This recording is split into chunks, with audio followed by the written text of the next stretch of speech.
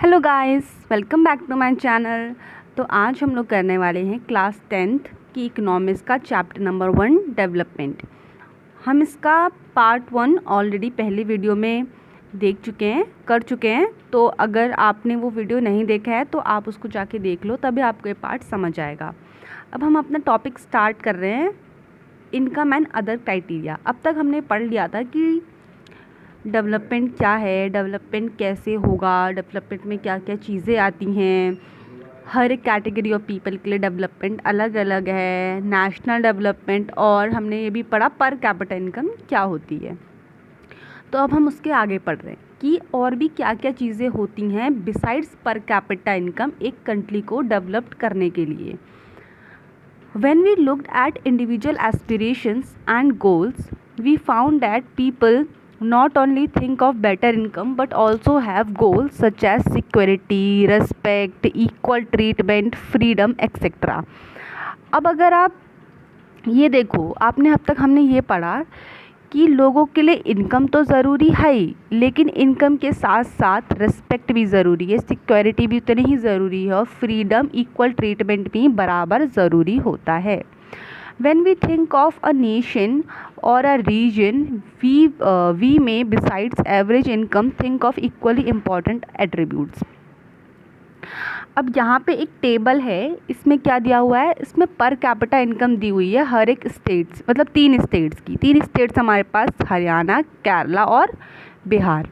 अब इनकी पर कैपिटा इनकम दी हुई है। पर कैपिटा इनकम मैंने क्या बताई थी, पर कैपिटा इनकम होती है आपकी एवरेज इनकम, एक साल की एवरेज इनकम। एवरेज इनकम आप कैसे निकालोगे, total income divide by total population, तो आपकी एवरेज इनकम यानी कि पर कैपिटा इनकम आ जाएगी। अब पर कैपिटा इनकम दी हुई है हरियाणा की, केरला की और बिहार की। सबसे ज़्यादा पर कैपिटा इनकम किसकी है, हरियाणा की है, नेक्स्ट है केरला की, उसके बाद सबसे कम है बिहार की। What could these attributes be? Let us examine this through an example. Table 1.3 shows gives the per capita income of Haryana, Kerala and Bihar. अभी जो टेबल है ये आपको तीन स्टेट्स की पर कैपिटा इनकम दे रही है। Actually these figures are of per capita net state domestic product at current prices. अभी क्या है, ये per capita net state domestic price है, डोमेस्टिक प्रोडक्ट है। अब इसको छोड़ो, ये थोड़ा सा कॉम्प्लिकेटेड टर्म है, इसको आप एक बार के लिए छोड़ो, इसको पर कैपिटा इनकम समझ लो। Let us ignore that what this complicated terms exactly means. Roughly we can take it to be the per capita income of the state. आप इसको एक स्टेट की पर कैपिटा इनकम मान लो। We find that of the three Haryana has the highest पर capita income, Bihar is at the lowest. हमने क्या देखा, हमने ये देखा कि सबसे ज़्यादा हाईएस्ट पर कैपिटा इनकम हरियाणा की है और सबसे ज़्यादा लोवेस्ट किसकी है, बिहार की है, सबसे कम। उसके बाद this means that on an average a person in Haryana earned rupees 3,25,759 in 1 year, whereas on an average person in Bihar earned only around rupees 60,337. इससे हमें ये बात पता चलती है कि एक एवरेज पर्सन हरियाणा में 3,25,759 रुपये खर्च कर रहा है, कमा रहा है, और बिहार में एक एवरेज पर्सन कितना कमा रहा है, 60,337 रुपीज़ कमा रहा है। तो if the per capita income were to be use as the measure of development, Haryana will be considered the most developed and Bihar the least developed state of the three. अब अगर आप पर कैपिटा इनकम के basis पे देखो, ठीक है, हमने क्या कहा कि आप पर कैपिटा इनकम से कह सकते हो कि कौन सा स्टेट डेवलप्ड है, कौन सा नेशन ज़्यादा डेवलप्ड है, कौन सा नेशन कम डेवलप्ड है। हमने अब तक ये पढ़ा था, बट यहाँ पे हरियाणा की ज़्यादा है पर कैपिटा इनकम, तो आप क्या ये कहोगे कि हरियाणा ज़्यादा डेवलप्ड है, बिहार कम डेवलप्ड है? सिर्फ पर कैपिटा इनकम के बेसिस पे कहना तो थोड़ा गलत है ना। तो हम इसको आगे पढ़ते हैं कि और क्या क्या बेसिस पे आप एक नेशन को डेवलप्ड और अंडर डेवलप्ड कह सकते हो। अब टेबल 1.4 देखते हैं, ठीक है। टेबल 1.4 में क्या क्या बताया हुआ है, वहाँ पे तो सिर्फ हरियाणा, केरला और बिहार की पर कैपिटा इनकम बताई गई थी। यहाँ पे इन्फेंट मोर्टेलिटी रेट है, लिटरेसी रेट है और नेट अटेंडेंस रेशियो है। अब सबसे पहले मैं बताती हूँ कि infant mortality rate, literacy rate और नेट अटेंडेंस रेशियो होता क्या है। इन्फेंट मोर्टेलिटी रेट क्या है? सपोज एक एरिया में 1000 बच्चे पैदा हुए, एक साल के अंदर एक एरिया में 1000 बच्चे पैदा हुए हैं। उस 1000 बच्चों में से कितने बच्चे की डेथ हो गई है जिनकी एज 1 साल से कम में थी, उसको आप इन्फेंट मोर्टेलिटी रेट कहते हो। सपोज़ एक एरिया है, हरियाणा है, हरियाणा में 1000 बच्चे पैदा हुए हैं 1 साल के अंदर, ठीक है, 1 साल के अंदर 1000 बच्चे पैदा हुए हैं। अब इन 1000 बच्चों में से 28 बच्चों की डेथ हो गई है जिनकी एज जो है वो 1 साल से कम थी, 1 साल से क्या थी? कम थी, 1 साल से कम थी, उसको हम बोलेंगे इन्फेंट मोर्टेलिटी रेट। तो हरियाणा का इन्फेंट मोर्टेलिटी रेट है 28, केरला का है 6, बिहार का कितना है? 27। अब लिटरेसी रेट क्या होता है? लिटरेसी रेट होता है कि 7 साल से ज़्यादा के बच्चे जो हैं, कितने बच्चे स्कूल जा पा रहे हैं, ठीक है, कितने बच्चे स्कूल जा पा रहे हैं। हरियाणा में हर 100 बच्चों में सपोज़ 82 जा पा रहे हैं, केरला में 94, बिहार में 62। तो सबसे ज़्यादा लिटरेसी रेट कौन से स्टेट का है? केरला का है। और सबसे कम इन्फेंट मोर्टेलिटी रेट भी केरला का है। उसके बाद नेट अटेंडेंस रेशियो क्या होता है? नेट अटेंडेंस रेशियो का मतलब होता है कि total number of children of age group 15 to 17 years attending school as a percentage of the total number of children in the same age group. यानी कि 15 से क्या होता है? 15 से 17 साल के बीच में जितने बच्चे स्कूल जा पा रहे हैं वो क्या है? वो आपका है नेट अटेंडेंस रेशियो। अब हर स्टेट का जो है infant mortality rate, literacy rate और नेट अटेंडेंस रेशियो अलग अलग दिया गया है। अब हम इसके बारे में पढ़ते हैं कि क्या है। What does this table show? The first column of the table shows that in Kerala, out of 1000 children, 6 died before completing 1 year, but in Haryana, the proportion of children dying within 1 year of birth was 28, which is nearly 3 times more than that of Kerala. अब यहाँ हमने देखा कि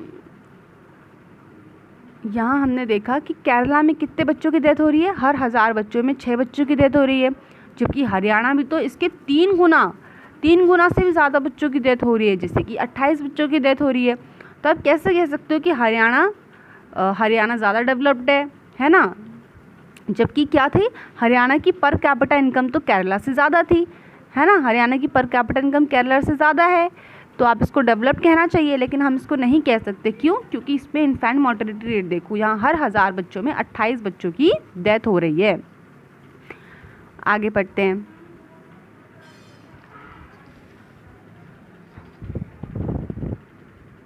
On the other hand, the per capita income of Haryana is more than that of Kerala.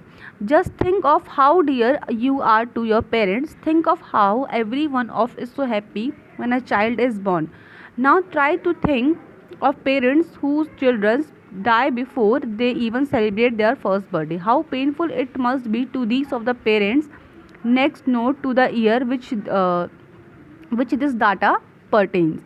This was during 2018. So we are not talking to old times. It is 70 years after independence when our metro cities are full of high-rise buildings and shopping malls. अभी जो data दिया हुआ है, ये data हमको 2018 का दिया हुआ है, ठीक है, इतना पुराना डेटा नहीं है कि हाँ हमारी इंडिपेंडेंस को 70 साल हो गए हैं। 70 साल हो गए, हमारे पास मेट्रो सिटीज़ हैं, बड़ी बड़ी बिल्डिंग्स हैं, शॉपिंग मॉल्स हैं, स्टिल हमारे देश में कुछ स्टेट्स का क्या है, इन्फेंट मोर्टेलिटी रेट बहुत ज़्यादा है। अब अपन पेरेंट्स का सोचो, जिनके बच्चे मर गए हैं, जिनके बच्चे 1 साल के भी नहीं हुए हैं, वो अपना पहला बर्थडे भी नहीं मना पाए स्टिल, और उनके बच्चे की डेथ हो गई है। कुछ भी रीज़न हो सकता है, मेडिकल फैसिलिटीज़ अवेलेबल नहीं थी, या बच्चे प्रॉपर तरीके से उनको भोजन नहीं मिल रहा था, कुछ भी हो सकता है।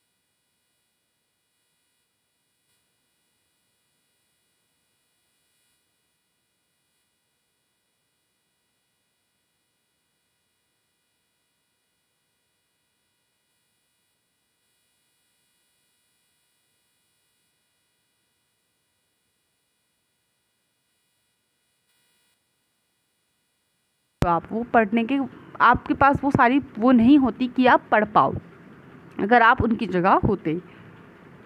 Public facilities, how is that the average person in Haryana has more income than the average person in Kerala but lags behind in crucial areas. अब ऐसा कैसे है कि जो एवरेज पर्सन इन हरियाणा है उनकी जो इनकम है वो केरला के लोगों से ज़्यादा है, लेकिन फिर भी वो कुछ कुछ एरियाज़ में पीछे हो गए। Money in your pocket can not buy all the goods and services that you need to live. क्योंकि ऐसा इसलिए है क्योंकि भले ही आपके पास पैसा हो, भले ही हरियाणा के लोगों के पास पैसा है, लेकिन सब कुछ चीज़ें मनी ही नहीं खरीद सकती है। सो income by itself is not completely adequate indicator of material goods and services that citizens are able to use. For example, normally your money cannot buy you a pollution free environment to ensure that you get unaltered medicine unless you can afford to shift to a community that already has these things. Money may also not be able to protect you from infectious diseases unless the whole of your community takes preventive steps. ये कह रहा है कि सिर्फ और सिर्फ पैसा ही important नहीं है आपको डेवलप कराने के लिए, और भी चीज़ें हैं जो कि इम्पॉर्टेंट हैं। क्या इम्पॉर्टेंट है? जैसे कि pollution free environment. Pollution free environment आपको पैसे से तो नहीं मिल सकता है। अगर आपके पास पॉल्यूशन फ्री इन्वायरमेंट होगा, आपके पास अनऑल्टर्ड मेडिसिन्स आएंगी, और ये सिर्फ आपकी वजह से नहीं हो सकता कि हाँ मैंने सोच लिया है, आप एक इंसान ने सोच लिया कि पॉल्यूशन फ्री इन्वायरमेंट होगा तो नहीं हो सकता। जब तक एक एज अ कम्युनिटी, पूरी कम्युनिटी नहीं चाहेगी कि पॉल्यूशन फ्री इन्वायरमेंट हो, तब तक नहीं हो सकता है। Actually,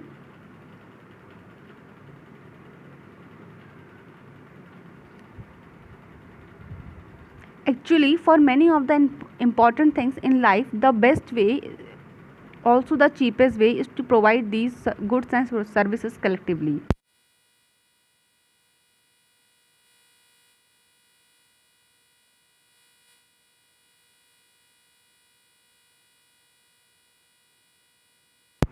Will it be cheaper to have collective security for the whole locality or each house to have its own security staff? अब आप खुद बताओ, एक पूरी सोसाइटी है, पूरी सोसाइटी ने मिलकर सोचा कि हम एक चौकीदार रखेंगे, तो वो एक चौकीदार ज़्यादा सस्ता पड़ेगा, या आप लोग सोच रहे हो कि नहीं हर एक घर में अलग अलग चौकीदार जाएगा तो वो आपको ज़्यादा सस्ता पड़ेगा?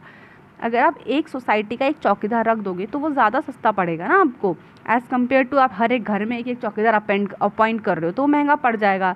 तो यही चीज़ यहाँ पे ये कहना चाह रहा है कि जब तक कोई सोसाइटी, पूरी कम्युनिटी आके वो नहीं सोचेगी कि हमें ऐसा करना है, तब तक वो चीज़ें नहीं हो सकती हैं। What if no one other than you in your village or locality is interested in studying? Would you be able to study? Not unless your parents could afford you to send to some private schools elsewhere. अगर आप अपनी village में रहते हो, आपके locality के लोग, ठीक है, वो इंटरेस्टेड ही नहीं है किसी को पढ़ाने में, अपने बच्चों को पढ़ाने में इंटरेस्टेड ही नहीं है, उनको लगता है कि बच्चों को पढ़ना ही नहीं चाहिए, तो क्या आप पढ़ने जा पाते? अनलेस आपके पेरेंट्स इतना अफोर्ड कर पाएँ कि आपको प्राइवेट स्कूल में डाल दें, है ना। गांव के लोग प्राइवेट स्कूल में कम ही डालते हैं, वो लोग ज़्यादातर अपने बच्चों को कहाँ डालते हैं? गवर्नमेंट स्कूल्स में डालते हैं।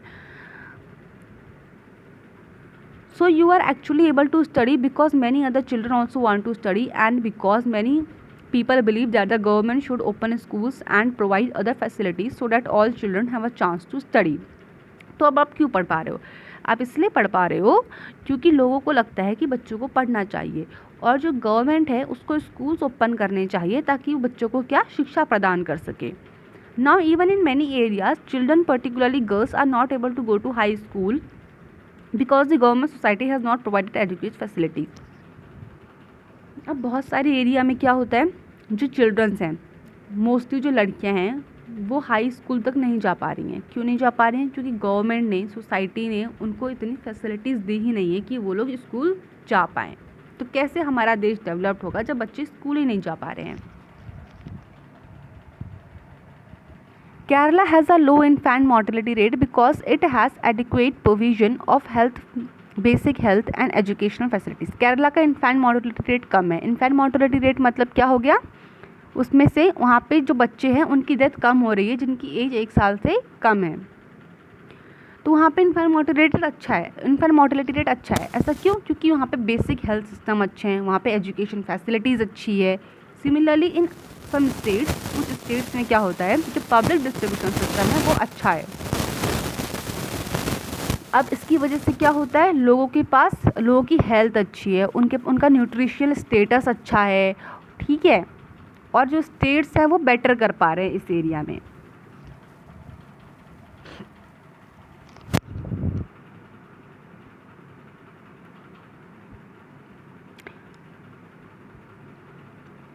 अब ये पढ़ते हैं, ये देखते हैं some data regarding India and its neighbour country. ठीक है, अब यहाँ पे कुछ डेटा दिया हुआ है इंडिया का और उसकी नेबरिंग कंट्री का।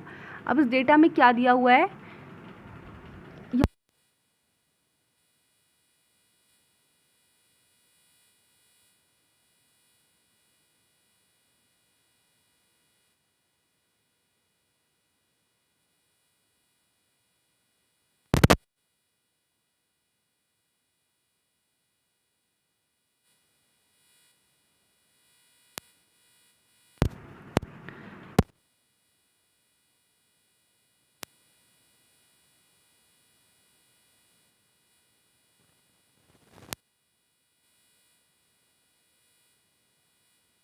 अब एक बात देखो, इस टेबल में देखो कि जो श्रीलंका है, हमारी पड़ोसी कंट्री श्रीलंका है, वो हमारे देश से बहुत छोटा है, बहुत ज़्यादा छोटा है।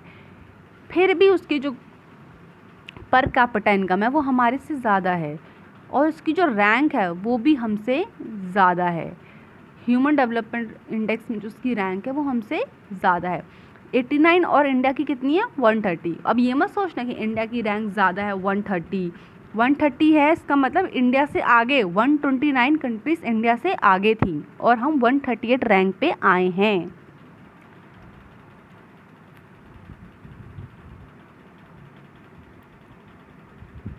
Table 1.6 also shows that through Nepal and Bangladesh have low per capita income other than of that of India। अब इस टेबल में ये भी दिख रहा है कि जो नेपाल है और जो बांग्लादेश है उसकी जो पर कैपिटा इनकम है वो क्या है,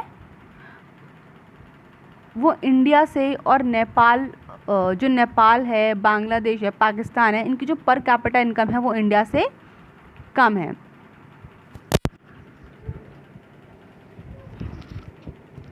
Yet they are better than India in life expectancy। जो पाकिस्तान है, नेपाल है, बांग्लादेश है, इनकी जो पर कैपिटा इनकम है वो इंडिया से कम है, लेकिन फिर भी वो लाइफ एक्सपेक्टेंसी में इंडिया से आगे हैं। इंडिया में अगर 72 बच्चों की डेथ हो रही है तो नेपाल में कितने हो रही है 70.4, पाकिस्तान में 67, बांग्लादेश में 74। Many improvements have been suggested in calculating HDI and many new components have been added to the Human Development Report. But by prefixing human to development, it has made it very clear that what is important in development is what is happening to citizens to a country. अब इस चीज़ से आपको क्या पता चलता है? इस चीज़ से आप ये पता चलता है कि हमारे देश में लोगों के साथ क्या हो रहा है। इन्फेंट मोर्टेलिटी रेट से ये पता चल रहा है कि कितने बच्चे की डेथ हो रही है। लिटरेसी रेट से पता चल रहा है कितने बच्चे स्कूल जा रहे हैं, कितने नहीं जा पा रहे हैं। It is people, their health and their wellbeing that is most important. सबसे ज़्यादा इम्पॉर्टेंट क्या है? लोगों की हेल्थ, लोगों की wellbeing,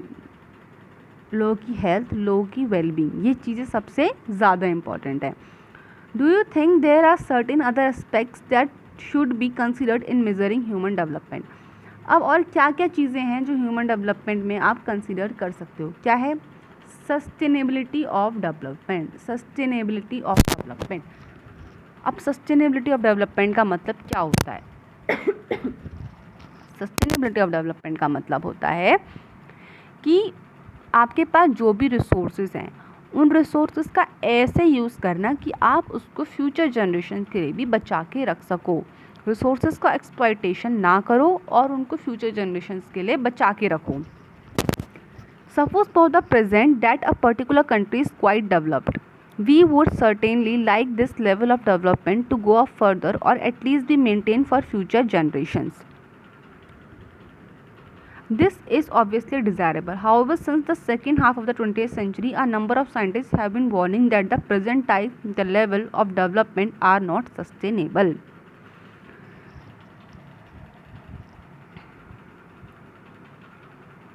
ground water is an example of renewable resources. यहाँ पर दो टाइप के रिसोर्सेज होते हैं, रिन्यूएबल रिसोर्सेज और non renewable resources. Renewable resources वो रिसोर्सेज होते हैं जो कि आपके पास बहुत हैं, आप कितना ही यूज़ कर लो वो फिर भी बहुत हैं आपके पास, वो ख़त्म नहीं होंगे. और नॉन रिन्यूएबल रिसोर्सेज वो रिसोर्सेज होते हैं जो कि क्या हो सकते हैं, ख़त्म हो सकते हैं, एक्सट्रैक्ट हो सकते हैं, अर्थ से निकाले जाएंगे और वो एक बार के लिए ख़त्म हो जाएंगे. ठीक है, तो ग्राउंड वाटर किसका एग्जाम्पल है? ग्राउंड वाटर रिन्यूएबल सोर्स का एग्जाम्पल है. These resources are replenished by nature as in a case of crops and plant. ये रिसोर्सेज क्या नेचर के द्वारा. अगर ग्राउंड वाटर कैसे ख़त्म हो सकता है? ग्राउंड वाटर बारिश हो जाएगी, ग्राउंड वाटर ख़त्म ही नहीं सकता. तो लेटर जो नेचर है वो बार बार ये चीज़ें क्या कर रहा है, बार बार वो चीज़ें ला दे रहा है. However even these resources may be over used. अगर ये रिसोर्सेज को आप ओवर यूज़ भी करोगे, ग्राउंड वाटर को ओवर यूज़ भी करोगे, तो भी आपके पास ग्राउंड वाटर रहेगा. For example, in case of ground water we use more what is being replenished by rain than we would be over using the resource. अब हम जितना भी रिसोर्स को यूज़ कर लें, अगर बारिश होगी, पानी आएगा, फिर से ग्राउंड वाटर में चला जाएगा, तो ग्राउंड वाटर की हमारे पास कमी नहीं है. Non renewable resources are those which will get exhausted after a few years of use. Non renewable resources वो रिसोर्सेज होते हैं कि अगर आप उनको लगातार यूज़ करते रहोगे तो वो क्या एग्जॉस्ट ख़त्म हो जाएंगे कुछ सालों के यूज़ के बाद. We have a fix stock on earth that which can not be replenished. हाँ, बस उनका क्या है, एक फिक्स स्टॉक है जो आप फिर से नहीं भर सकते हो, पूरा नहीं ला सकते हो, खुद से नहीं बना सकते हो. We do discover new resources that we did do not know of earlier. New sources this way has add to the stock. However, over time this will get exhausted. Non renewable resources जैसे कि for example आप ले लो crude oil. ठीक है, crude oil है जो कि अर्थ से निकाला जाता है, बट नॉन रिन्यूएबल रिसोर्स है. अगर आप उसको ज़्यादा यूज़ करोगे, उसका एक्सप्लॉइट करोगे, उसका ओवर यूज़ करोगे, तो आप उसको फ्यूचर जनरेशन के लिए नहीं बचा के रख सकते हो, वो ख़त्म हो जाएंगे आगे वाली जनरेशन के लिए. तो सस्टेनेबिलिटी ऑफ डेवलपमेंट यही कहता है कि अगर आपको कोई चीज़ आप यूज़ करो, आपके पास वो रिसोर्स है, तो उसको ऐसे यूज़ करो, इस तरीके से यूज़ करो कि आप उसको फ्यूचर जनरेशन के लिए भी बचा सको.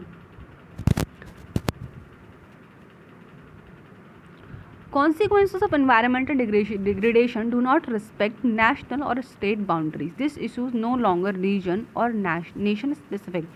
अगर आप environmental degradation कर रहे हो, ठीक है, environment को बर्बाद कर रहे हो, ऐसी चीज़ें कर रहे हो जिससे हमारे नेचर को हार्म हो रहा है, तो ये सिर्फ एक नेशनल या स्टेट बाउंड्री के अंदर नहीं होता है. ये क्या है, ये पूरे वर्ल्ड का कंसर्न है, पूरे वर्ल्ड के लिए प्रॉब्लम है. अरे future is linked with together. हमारा जो फ्यूचर है वो एक दूसरे से लिंक्ड है. ज़रूरी नहीं है कि कोई अमेरिका में है और कोई इंडिया में है, हम इंडिया में कुछ चीज़ ख़राब करेंगे, हम इंडिया में पेड़ काटेंगे तो अमेरिका में उसका असर नहीं पड़ेगा. ये क्या है, हमारा जो फ्यूचर है वो लिंक्ड है. अगर यहाँ कुछ होगा तो वहाँ पे भी असर दिखेगा, वहाँ कुछ होगा तो यहाँ पे भी असर दिखेगा. Sustainability of development is comparatively a new area of knowledge in which scientist, economics, philosophers and other social scientist are working together. अब सस्टेनेबल डेवलपमेंट क्या है, ये एक नया एरिया है जहाँ पे हर कोई साइंटिस्ट, इकोनॉमिस्ट, फिलोसोफर सब लोग काम कर रहे हैं मिलजुल कर. In general the question of development और progress is perennial in all at all times. As a member of society and as an individual, we need to ask where we want to go, what we want to wish, and what our goals are. So the debate on development continues. तो ये chapter यहीं पे ख़त्म हो गया है. इसमें ज़्यादा कुछ नहीं था, इसमें बस इतना ही बताया गया था कि सस्टेनेबिलिटी ऑफ डेवलपमेंट क्या है. इसमें अगर आपको रिसोर्सेज ऐसे यूज़ करने चाहिए कि आप फ्यूचर के लिए बचा सको. नॉन रिन्यूएबल रिसोर्सेज होते हैं और रिन्यूएबल रिसोर्सेज होते हैं. रिन्यूएबल रिसोर्सेज हमारे पास भरपूर मात्रा में है, लेकिन नॉन रिन्यूएबल रिसोर्सेज हमारे पास लिमिटेड है, हमको उनको फ्यूचर जनरेशन के लिए बचा के रखना है. तो ये चैप्टर ख़त्म होता है. अगर आपको लेक्चर अच्छा लगा हो तो please like, share and subscribe. Thank you.